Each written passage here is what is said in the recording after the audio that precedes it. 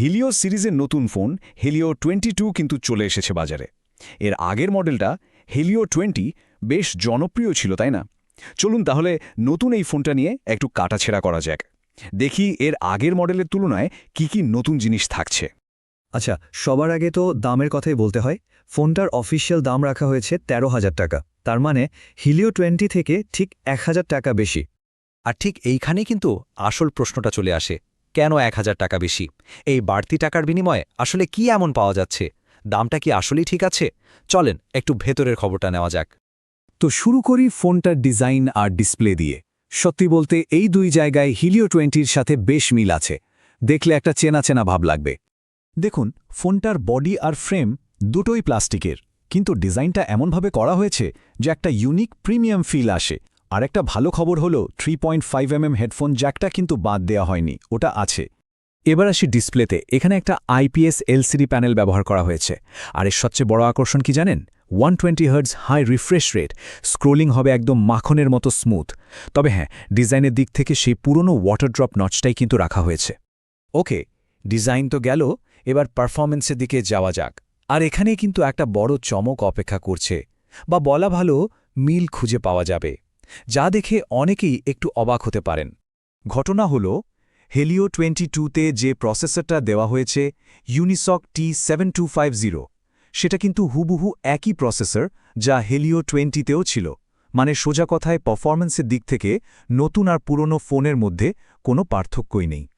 র্যামের কথা যদি বলি, তাহলে এখানে 4GB ফিজিক্যাল র্যাম তো আছেই, সাথে আরও 4GB ভার্চুয়াল র্যামও ব্যবহার করা যাবে। মানে মাল্টিটাস্কিং করার জন্য এটা বেশ কাজে দেবে।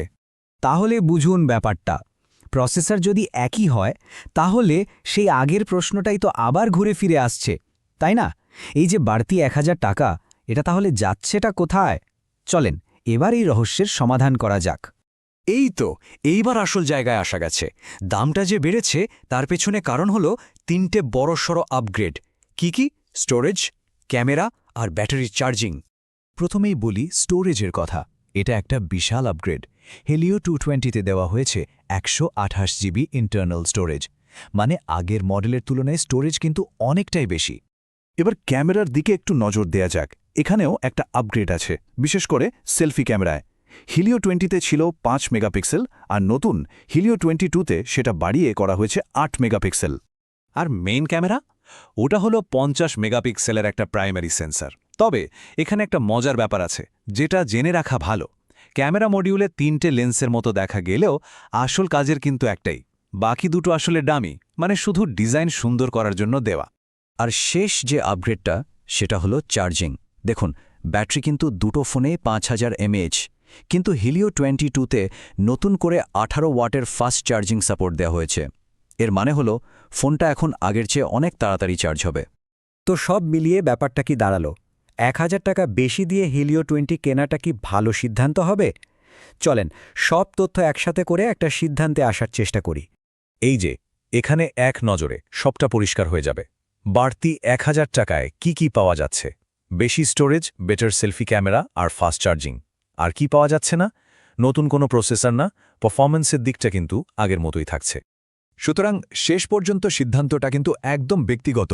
যদি কারোর জন্য বেশি স্টোরেজ, ভালো সেলফি তোলা আর তাড়াতাড়ি ফোন চার্জ দেওয়াটা বেশি জরুরি হয়, তাহলে এই বাড়তি খরচটা তার জন্য হয়তো ঠিক আছে। তাহলে শেষ প্রশ্নটা কিন্তু এটাই, এই যে 3টা আপগ্রেড মানে স্টোরেজ, সেলফি ক্যামেরা আর ফাস্ট চার্জিং, এগুলো যার যার প্রতিদিনের ব্যবহারের জন্য আসলে কতটা দরকারি? এই উত্তরটা কিন্তু প্রত্যেককে নিজের প্রয়োজন অনুযায়ী খুঁজে বের করতে হবে।